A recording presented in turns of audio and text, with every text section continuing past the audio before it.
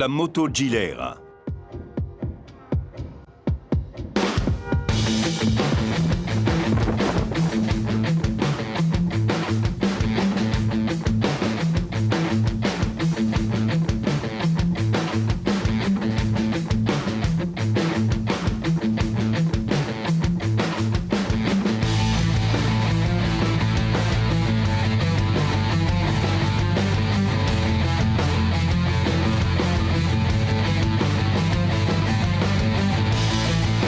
La moto Gilera célébra ses 100 ans en 2009. Sa naissance coïncide presque avec la naissance de la moto elle-même. Pendant près de 60 ans, l'histoire de la moto Gilera a été liée à celle de son fondateur. Giuseppe Gilera était un homme de son temps. Il faisait partie de cette génération qui a écrit l'histoire industrielle de l'Italie entre la fin du 19e siècle et le début du 20e, parce qu'il avait la ténacité et le courage de tenter. Il croyait en l'avenir. Il commença avec un petit garage, il passa à un autre plus grand, puis à un autre encore plus grand. Juste après la guerre, il fonde une entreprise au bon endroit avec de bonnes dimensions. Il développe son activité au fur et à mesure de la demande du marché.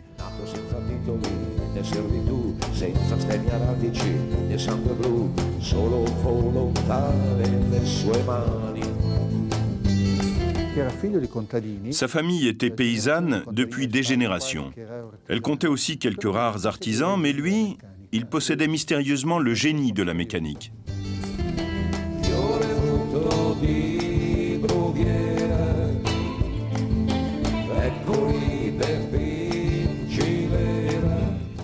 C'était un homme qui s'était construit seul, grâce à des connaissances techniques enrichies par son expérience personnelle.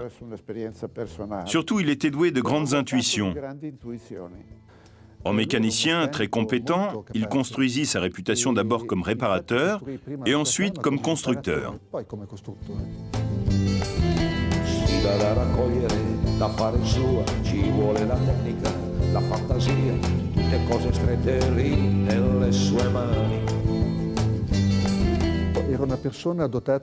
Sûr de lui, doté de grandes qualités humaines, il savait établir des rapports très forts avec son entourage et les gens qui travaillaient avec lui. Il sut d'une manière très naturelle composer ce qu'aujourd'hui on appellerait un team.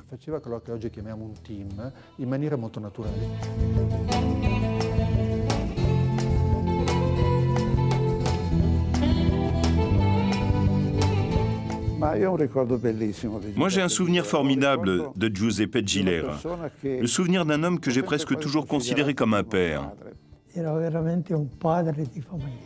C'était un véritable chef de famille. Nous, au département course, on le voyait surtout le soir, vers minuit. On avait commencé à 6 h du matin et Gilera, à la fin de la journée, disait « Demain, on se revoit à 6 h du matin ». Et à l'heure dite, il était là à nous attendre. Era là anche lui a aspettarmi.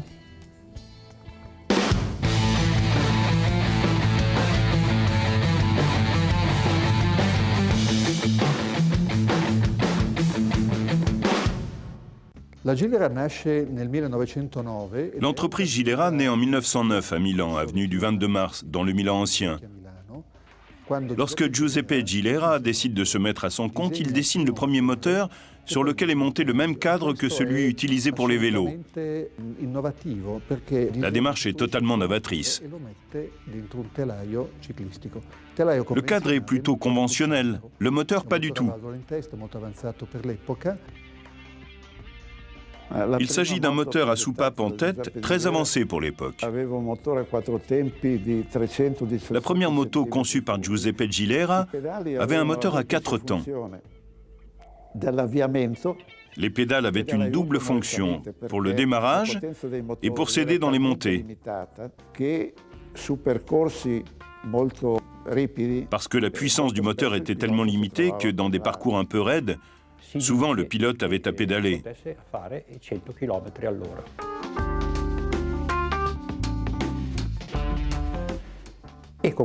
On raconte que cette moto pouvait monter à 100 km/h. Et avec cette moto, il a fait des courses. Il participa à différentes compétitions et il en gagna plusieurs.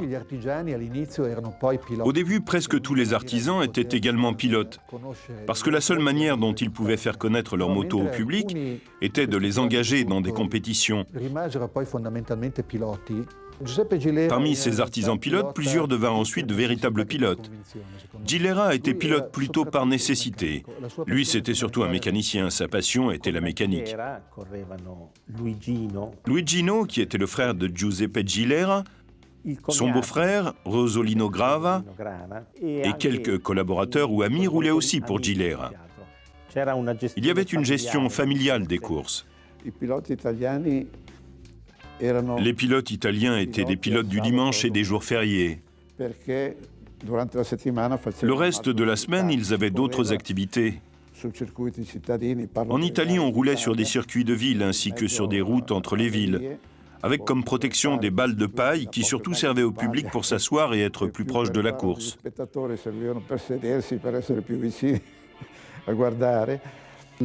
L'objectif industriel de Giuseppe Gilera se dessine en 1920-21, avec les premières compétitions. Ses idées sont claires, il veut construire une moto fiable et économique. Il a conçu une moto de tourisme, mais montée par quelqu'un voulant concourir. La moto pouvait se présenter à des compétitions de régularité et gagner. Dans des compétitions de vitesse, c'eût été impossible. Vincendo, cioè una moto vincente.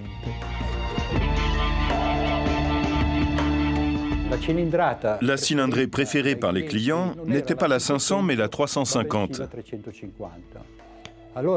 Ainsi, Giuseppe Gilera s'adapta à ce choix du marché et en 1926, la première 350 sortit dans les modèles sport et super sport. Il avait changé les paramètres parce qu'il jugeait que les soupapes latérales étaient plus efficaces. Giuseppe Gilera, avec son usine moins grande et moins bien équipée que celle de son concurrent direct, Moto Guzzi, devait forcément miser sur un produit plus économique pour arriver à l'emporter sur les prix.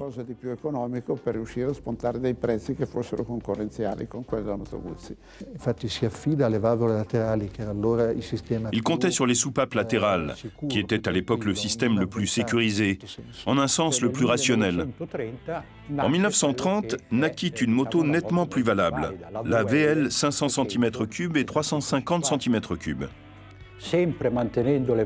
Tout en gardant les soupapes latérales, il avait amélioré le modèle sur différents points.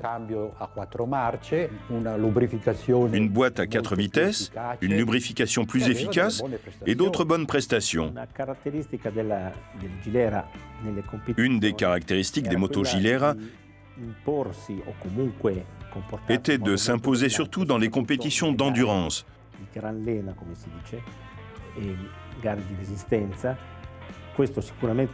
ce qui consolidait l'image de robustesse de la maison de production. Les victoires les plus importantes furent obtenues dans la compétition de la Sei Giorni en 1930-31. Les Italiens étaient alors considérés comme les cendrillons dans le paysage européen dominé par les Allemands et les Anglais qui maîtrisaient des techniques très avancées. Cette victoire fut le premier succès d'une équipe italienne dans cette Olympiade de la moto. Les pilotes étaient les mêmes que ceux des compétitions de vitesse, le même groupe d'amis et de proches, auquel s'était ajouté Miro Maffei, Il Bel Nero, appelé ainsi pour son physique avantageux. Tous ensemble, ils contribuèrent à ce succès qui est resté le premier remporté pour la Sei Giorni par une équipe italienne.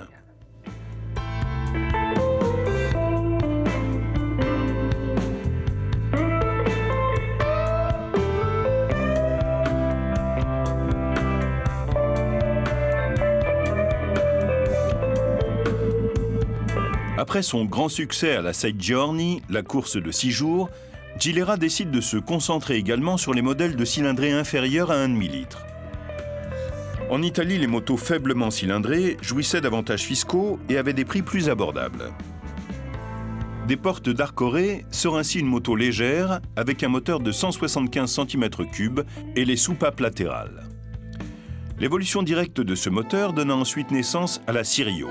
Après 1934, la cylindrée est montée à 220 cm3 et des modifications substantielles apportées au moteur.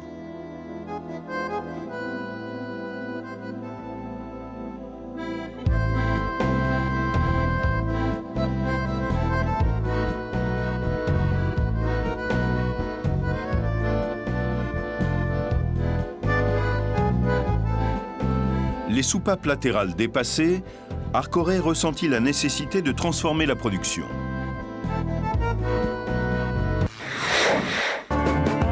En 1934, un nouveau moteur à valve en tête aux prestations élevées voit le jour, créé pour la route. La 500 VT Biturbo pouvait atteindre une vitesse de 130 km/h et disposait d'un système d'échappement avec une seule soupape et 2 conduits divergents.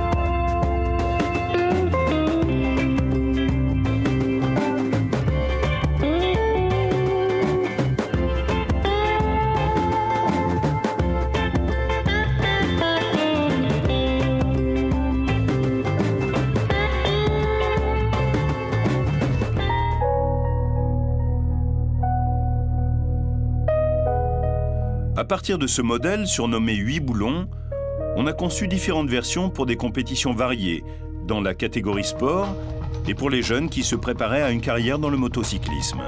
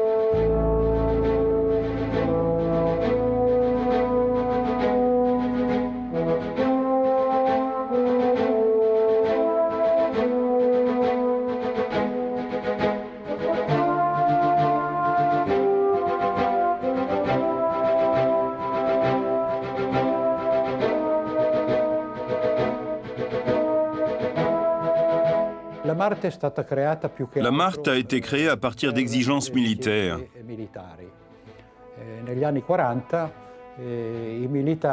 Dans les années 40, l'armée a demandé des motos avec des caractéristiques précises. Les militaires voulaient les soupapes latérales et la transmission à cardan et pas une transmission par chaîne. La Marthe a été construite expressément pour cette raison-là.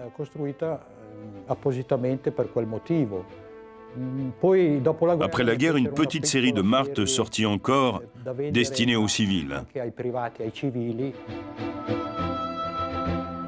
La moto la plus belle, qui sans aucun doute illustra le mieux cette vision, fut la Gilera Saturno. Une moto à soupape en tête conçue à Salmaggi en 1940. C'était une vraie moto de balade, le rêve de beaucoup, mais dont l'équipement permit à de nombreux particuliers de gagner d'importantes compétitions avec un budget modeste.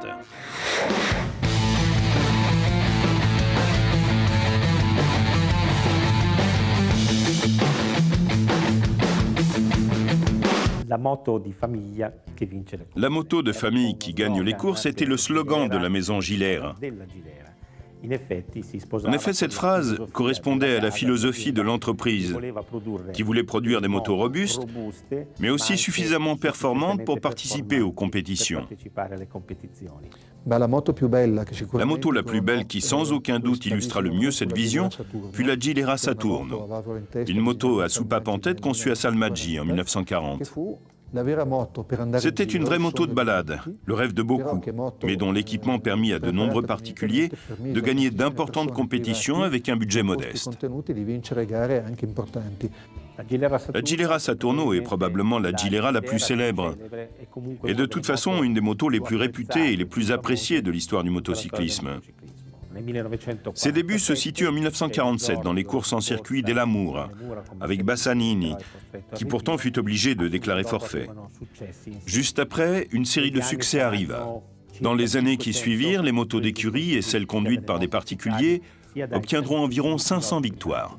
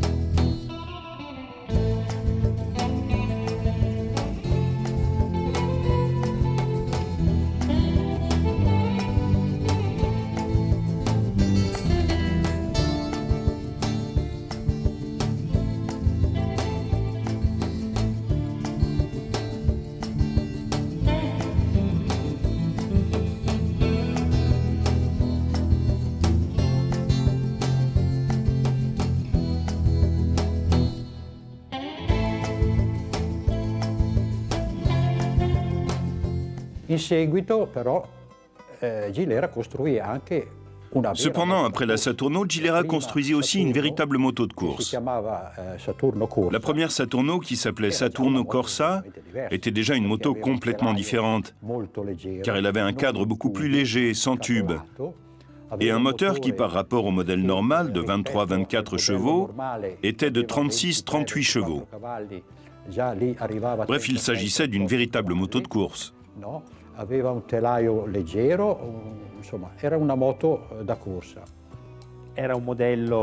C'était un modèle aux prestations absolument exceptionnelles. Et surtout, il savait s'exprimer de manière satisfaisante sur des circuits plus sinueux. Il avait une grande accélération, des bons freins et était extrêmement maniable.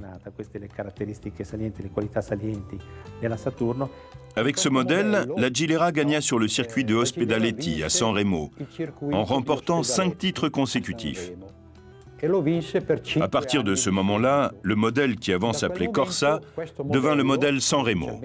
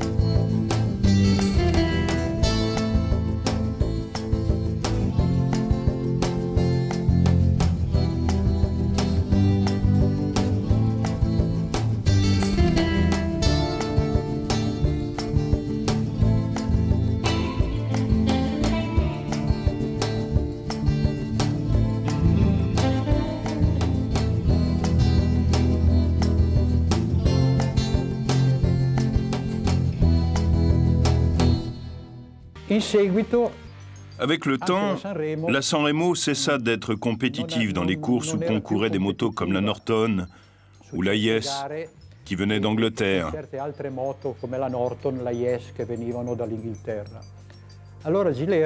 C'est pourquoi Gilera fabriqua un autre modèle de course appelé Piuma, à cause de la légèreté du cadre. Son moteur était beaucoup plus puissant, 40-42 chevaux à 6000 tours.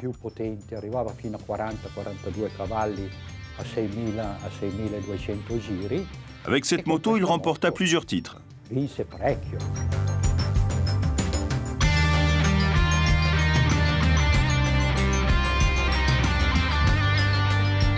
Dans la foulée de la nouvelle production de moteurs à soupape en tête, naît en 1935 la série VT, surnommée 4 boulons, qui par la suite évolueront à 8 boulons.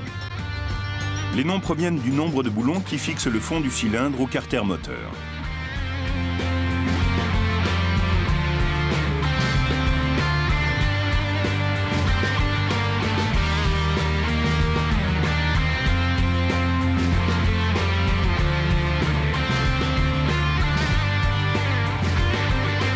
Cette moto a participé à des courses de 1952 à 1957 dans la catégorie sport, démontrant une fois de plus les grandes qualités de son moteur.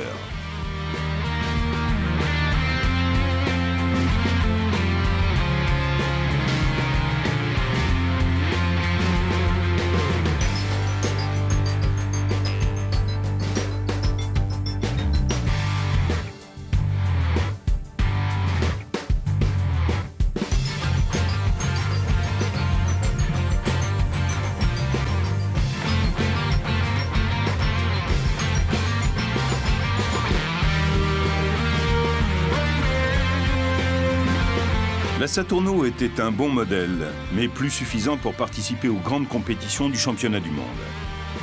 De l'usine d'Arcore arriva alors la moto qui allait permettre à Gilera de tout gagner.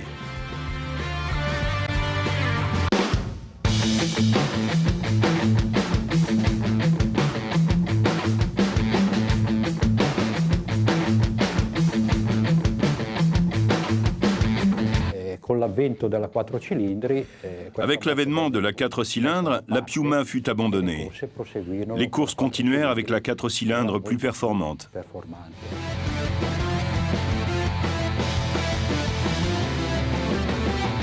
La Gilera 4 cylindres, construite après la guerre, est sans aucun doute une des motos de course les plus exemplaires et fait partie des bolides les plus célèbres de tous les temps.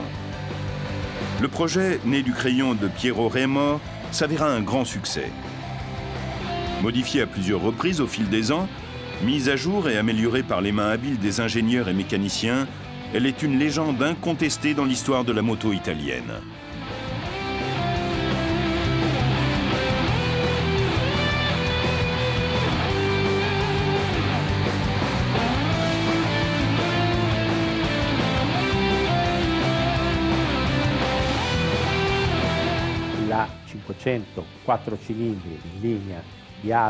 La 504 cylindres à 2 arbres, refroidie par air, remporta une série de titres qui la fit rentrer dans l'histoire du sport motocycliste. On a gagné vraiment à maintes reprises.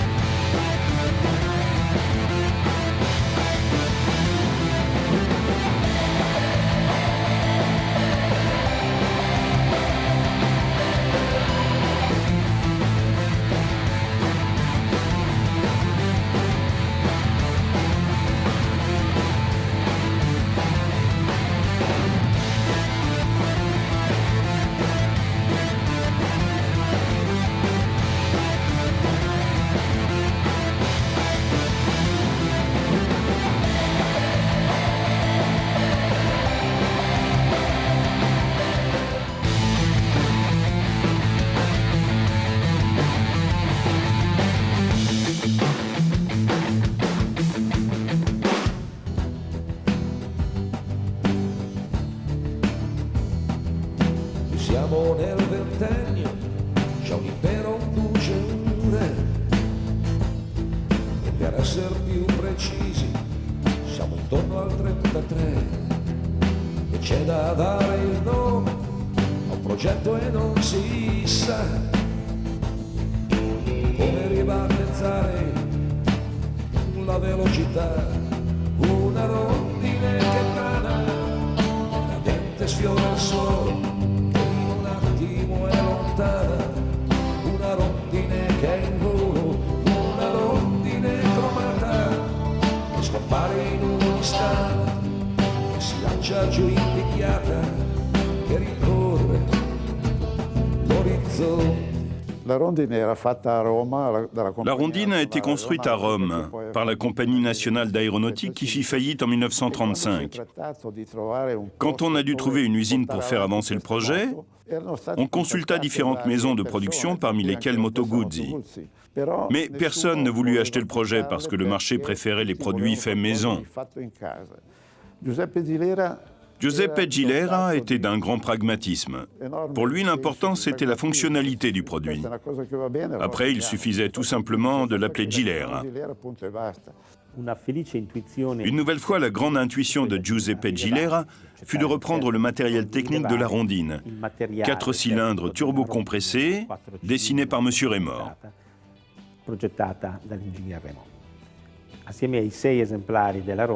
Avec les 6 exemplaires de la rondine, arrivèrent à Arcore Piero Rémor, Piero Taruffi, ingénieur, pilote et pilote d'essai très estimé, et le chef des mécaniciens. Ce groupe fit la renommée de cette ex-rondine, qui après avoir pris la marque Gilera, devint une grande collectionneuse de records mondiaux sur différentes distances.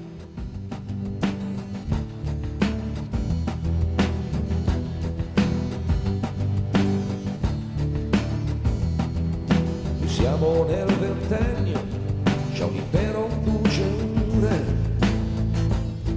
e per essere più precisi siamo intorno al 33.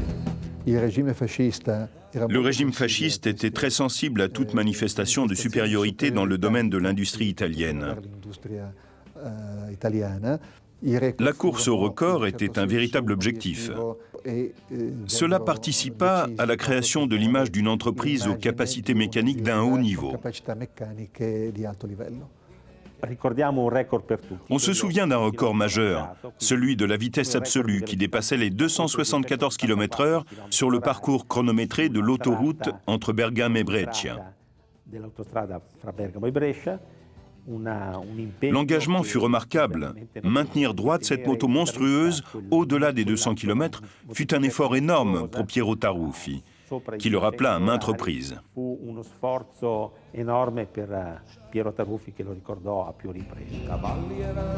La moto des records de Taruffi est le 4 cylindres turbocompressé, dérivé directement du projet CNA Rondine. Cette machine, sans le carénage, participa aux courses jusqu'à la Seconde Guerre mondiale, glanant quelques victoires historiques. La 500 turbocompressée 4 cylindres devint non seulement une grande machine à battre des records, mais aussi une grande machine pour le Grand Prix. La moto des records différait un peu de celle qui roulait sur les pistes. Ces différences étaient minimes, mais importantes en ce qui concerne le moteur et le cadre.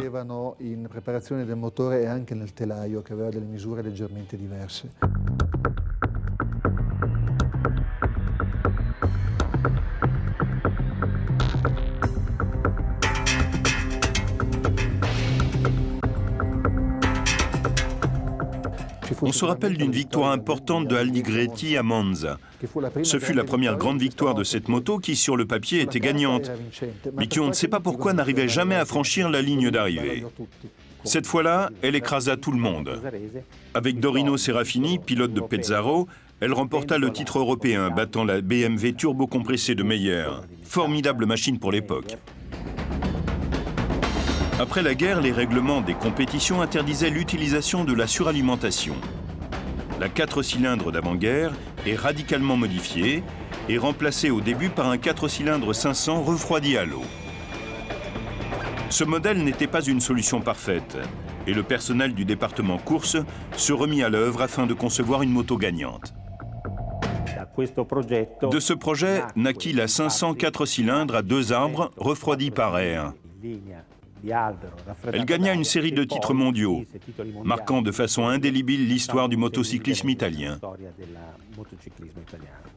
Geoff Duke e Umberto Masetti sono gli uomini da battere, unitamente a Libero Liberati. La Gilera 4 cylindres 500 est la moto de tous les records, non seulement record de vitesse, mais aussi nombre de victoires. Umberto Masetti est champion du monde en 50 et en 52, suivi par Geoff Duke, 3 fois champion du monde, et Libero Liberati, vainqueur en 1957. À cela s'ajoutent 6 titres mondiaux, ainsi que 3 victoires au Tourist Trophy, 8 titres italiens, 1 victoire et un record au Milan-Tarente grâce à Bruno Franchisi. Elle était la véritable reine. Une moto qui évoluait continuellement. Au cours de la même saison, concouraient des modèles différents entre eux, de versions adaptables aux différentes caractéristiques des pistes.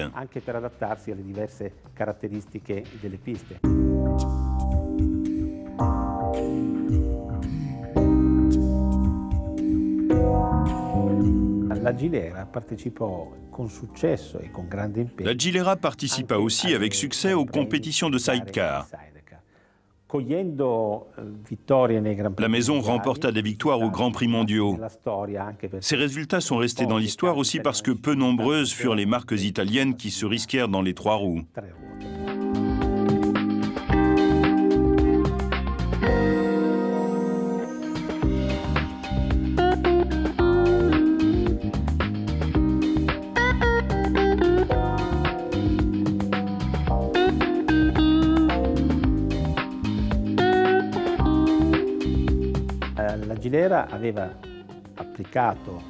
La Gilera avait adapté le sidecar aux 4 cylindres et dans de nombreuses occasions à la Saturno, en modifiant radicalement le cadre afin de mettre toutes les chances de son côté pour concourir avec de bons résultats.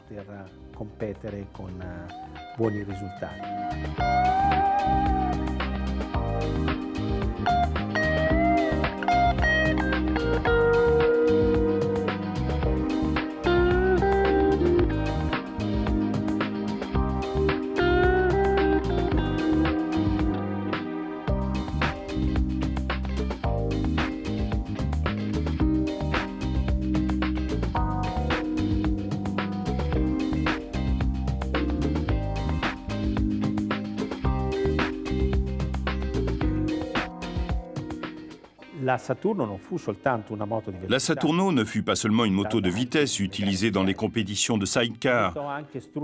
Elle devint entre autres une machine de compétition dans toutes les courses, dans le cross et dans les compétitions de régularité. Le pilote Villa, qui avait gagné en 1939 la Milano-Taranto, prépara une version spéciale pour la compétition de cross qui se disputa à Imola en 1948. À partir de celle-ci, naquit une Saturno Cross, avec un engagement direct aux courses de la maison mère. À partir de cette moto naîtra un modèle pour les compétitions de régularité qui n'était déjà plus tout-terrain par rapport au modèle d'avant-guerre. Les compétitions de régularité étaient en réalité des compétitions de vitesse sur route.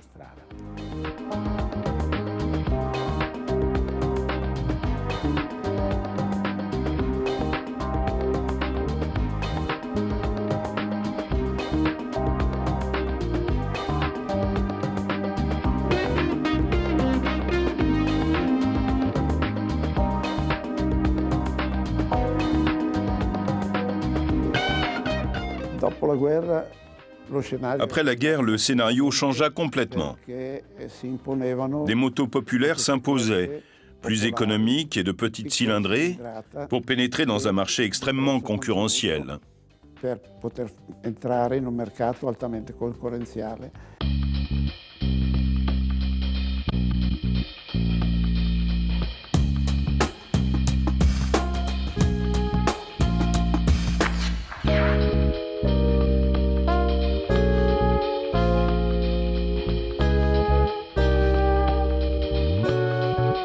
725 et la série qui l'a suivie ont fait la fortune de l'entreprise. La cylindrée a augmenté au cours des années et les modèles se sont spécialisés, comme pour cette épreuve de régularité confiée aux pilotes officiels.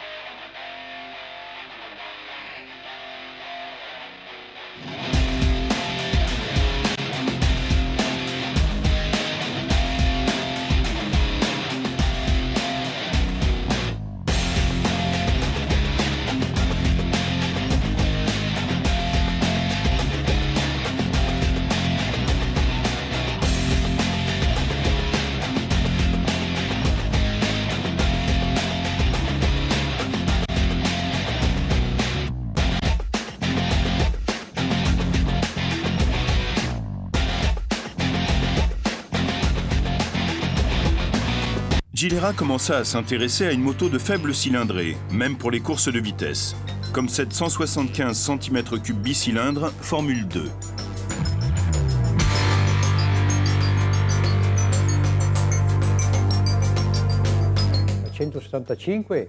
La 175 fut construite pour pouvoir participer au MotoGiro. Il s'agissait d'une course par étapes qui passait par quasiment toute l'Italie et qui était très populaire. C'est pourquoi Gilera ne pouvait pas se permettre de négliger une participation à cette compétition.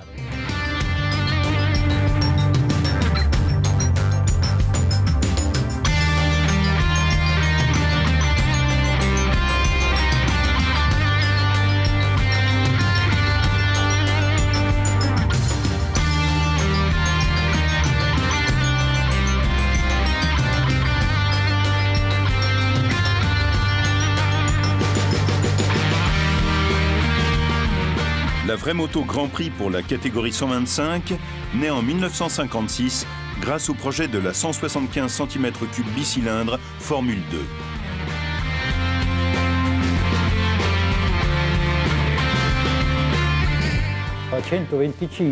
La 125 était vraiment une moto conçue pour les Grands Prix, c'est-à-dire pour les courses sur les pistes.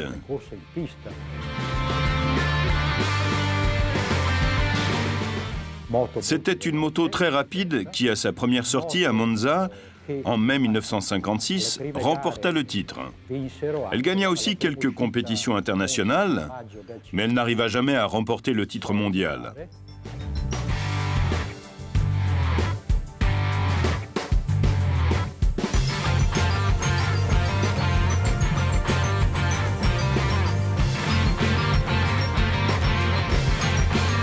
Poi vinsero anche 1957 fut une année glorieuse, celle du titre mondial de Libero Liberati.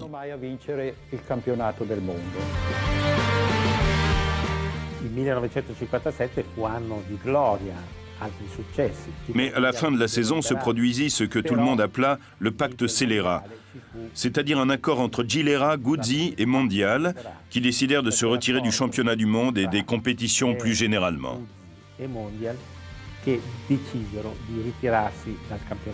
On ne doit pas oublier que l'engagement de Gilera dans les courses était vraiment important, probablement même trop par rapport aux dimensions de la maison, de sa production, de son marché.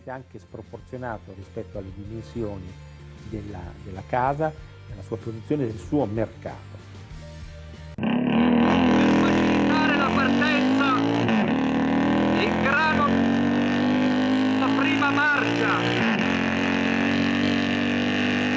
affronto la curva,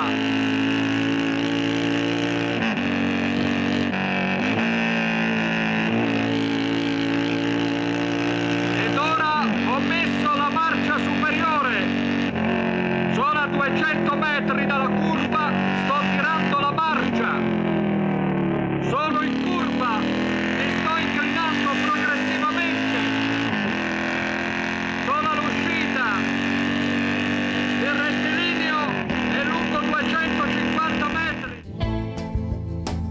Le dernier pilote qui devint champion du monde avant que l'entreprise ne se retire est Libero Liberati. Il atteignit la célébrité en 1957 avec 4 victoires et un bon nombre de classements. Liberati avait déjà commencé à participer aux courses en 1944 et depuis cette année, il n'avait jamais cessé.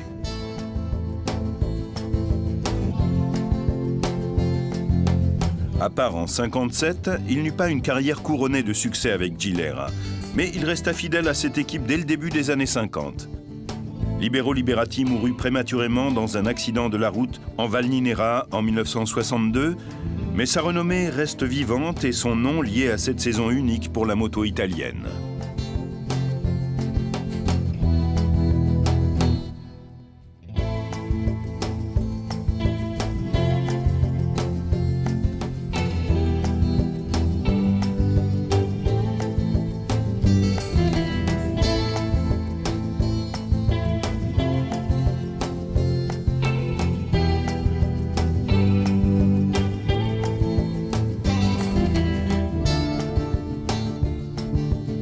En 1959, la maison d'Arcore célèbre ses 50 ans. Pour célébrer cet anniversaire, Arcore sortit un modèle qui remporta un grand succès, la 98 Jubileo. Cette moto est plus importante que ne laisse apparaître sa modeste cylindrée. C'est une moto polyvalente qui fut ensuite produite en plusieurs modèles. Elle est économique et confortable. Dans sa version course de régularité, elle est connue sous le nom de 6 giorni, ou 6 jours en français.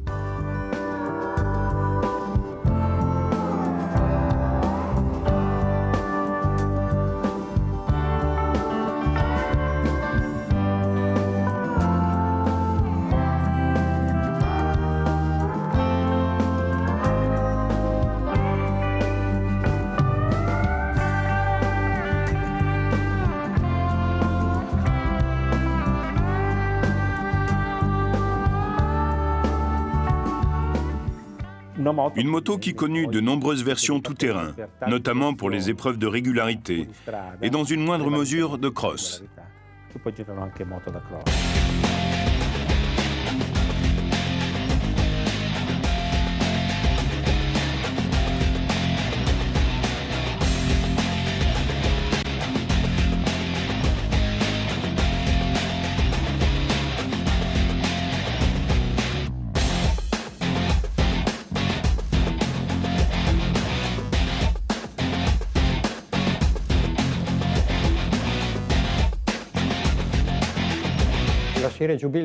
La série Jubileo a été notre série leader jusqu'à l'année du passage chez Piaggio. En 1969, à cause de graves difficultés économiques, l'entreprise est acquise par le groupe Piaggio.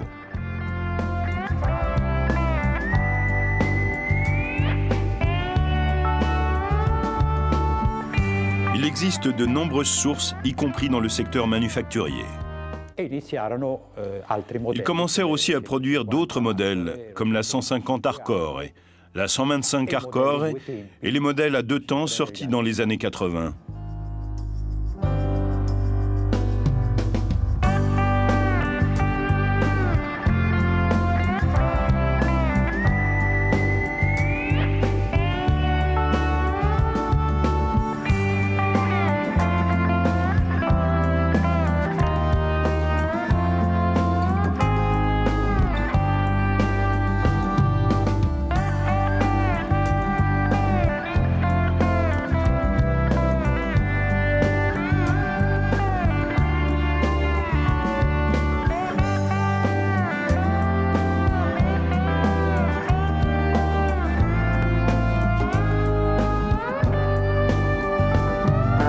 Puoi andare sicuro col tuo nuovo Gilera. La sua tenuta di strada è perfetta, i suoi freni potenti. Falli impazzire col tuo nuovo Gilera 125 5V Arcore.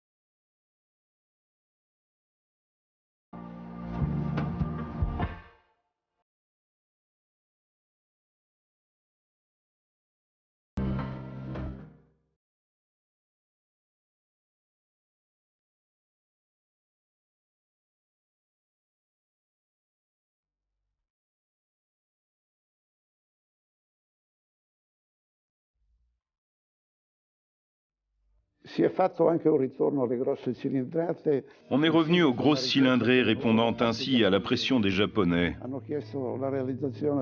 C'est moi qui ai suivi la production de cette nouvelle Saturno dans un premier temps. Avec un moteur de 350 cm3, puis de 500 cm3 et au-delà. Ce modèle a participé aux grandes courses africaines et a représenté le top dans la production de Gilera. nella produzione Gilera.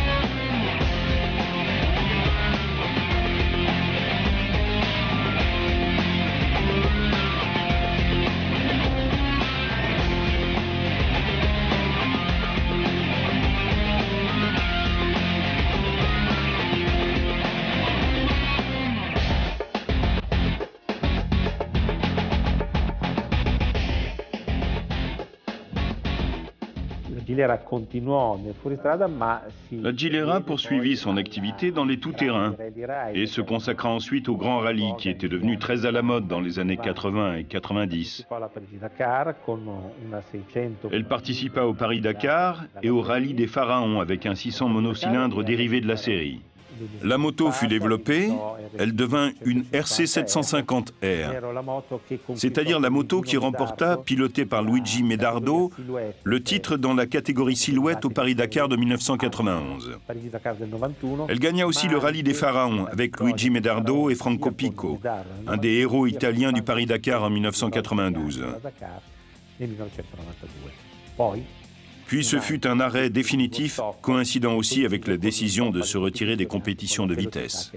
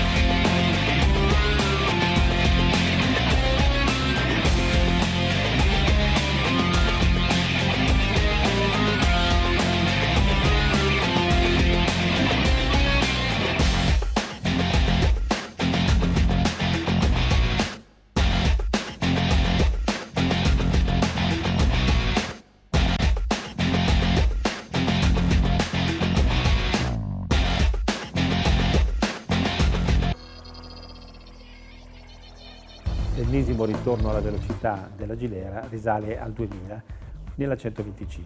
L'énième retour à la vitesse de la Gilera remonte à l'année 2000 avec la 125, pilotée par Manuel Poggiali, qui en 2001 remporta le titre mondial en redorant le blason de la marque. C'était une situation différente de celle des années 50.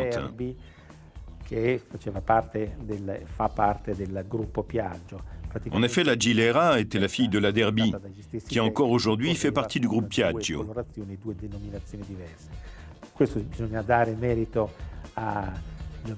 En fait, la moto, dessinée par la même équipe technique, courait sous deux couleurs et deux dénominations différentes.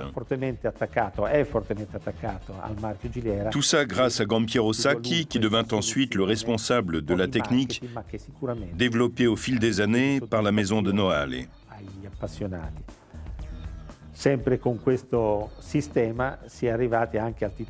Une moto bicylindre 250 qui portait sur le réservoir et sur le carénage la marque Gilera, remporta finalement le titre mondial en 2008 grâce à l'étoile montante du motocyclisme italien Marco Simoncelli. Grazie alla simpaticissima star emergente del motociclismo italiano, Marco Simoncelli. Gagner avec la Gilera et devenir champion du monde cette même année, pour son 100e anniversaire, me fait venir la chair de poule. En 100 ans, de nombreux événements sont survenus. Ce fut vraiment formidable. Voir maintenant mon nom dans la liste des pilotes qui ont remporté le titre mondial avec Gilera, comme Liberati, Duke, Poggiali, qui lui aussi a été un peu mon maître quand j'ai débuté. Tout ça fait chaud au cœur.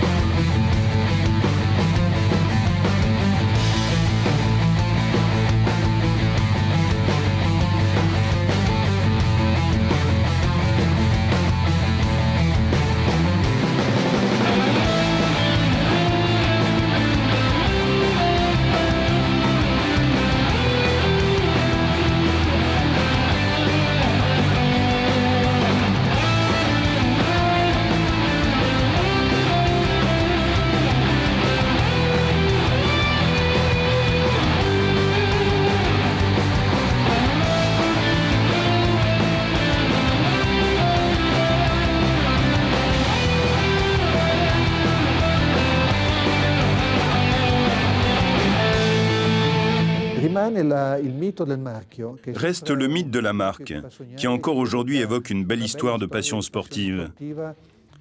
C'est l'illustration de la capacité d'un homme qui, partant de zéro, a su construire une marque devenue célèbre dans le monde.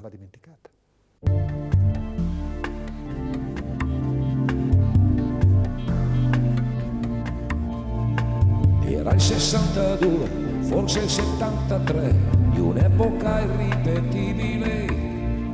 I giovani si annunciavano e il suono era inconfondibile. Era una gioventù divisa in due tribù, gli scooteristi e i più ruvidi, che si sentivano già uomini, un po' ribelli e più rapidi. E le ragazze avvicchiavano, i fianchi e seni premevano contro a giubbotti di pelle nera su una Gilera.